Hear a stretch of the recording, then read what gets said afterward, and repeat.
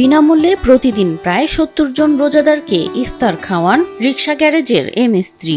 শুধু তাই নয়, মৃত ব্যক্তির কাফনের খরচ, গরমের সময় ঠান্ডা পানি বিতরণ, এমনকি সপ্তাহে একদিন গরিব দুঃখীদের খাদ্য বিতরণ করেন তিনি। এবার ৬০-৭০ জন নরমালি, আর আজকে তো মনে করেন ২-২৫০ লোকের একটা এস্টিমেট দিচ্ছে। টাকা না থাকলেও আলুর চপ, বেগুনি সহ বিরিয়ানি দিয়েও ইফতার করতে পারেন যে কেউ। বিনামূল্যে পেট ভরে খেতে পারেন পথচারী সহ বিভিন্ন শ্রেণী পেশার মানুষ। খুলনার সোনাডাঙ্গার এক কোণে ছোট্ট একটি গ্যারেজ, সেখানেই দিনভর ঘাম ঝরিয়ে রিকশা মেরামতের কাজ করেন আব্দুর রাজ্জাক। কিন্তু বিকেল নামলেই সেই গ্যারেজ পরিণত হয় মানবিকতার এক নীরব মঞ্চে। আমার পেশায় রিস্কের ব্যবসা গ্যারেজ।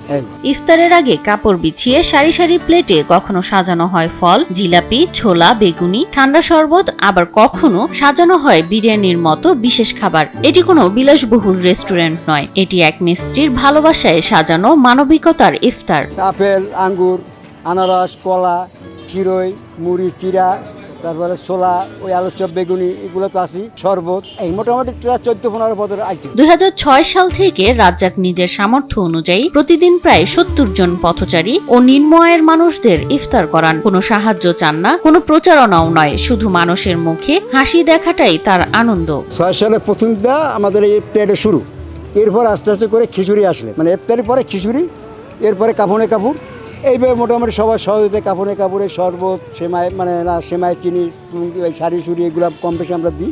এইভাবে ইনশাআল্লাহ আর কি সবার সহযোগিতা চলতেছে। প্রতি বৃহস্পতিবার তার ইফতারে থাকে বিশেষ আয়োজন, খিচুড়ি, তেহারি আর বিশেষ খাবারের গ্রানে ভরে ওঠে পুরো গ্যারেজ। আজকে এই যে তেহারি মুরগির খেজুর দিচ্ছি আর ক্ষীরই দিচ্ছি। শুধু ইফতারি নয়, রাজ্জাকের মানবিকতার বিস্তার আরো দূর। তিনি দুস্থদের রিকশা উপহার দেন আর মৃত ব্যক্তিদের দাফনের জন্য বিনামূল্যে কাফনের কাপড় সরবরাহ করেন। আজকে একটা রিক্সা এক ব্যক্তি দান করছেন, ৪২,০০০ টাকা দিয়েছি আমার মারফতে দিয়েছে এক ভদ্রলোক, এক সাহেব, এই আবাসিকের বাড়ি। তারপর এর মাঝে আরেকটা দিচ্ছি ৪৫,০০০ টাকা কিনে, একই লোকে দিচ্ছে আর কি।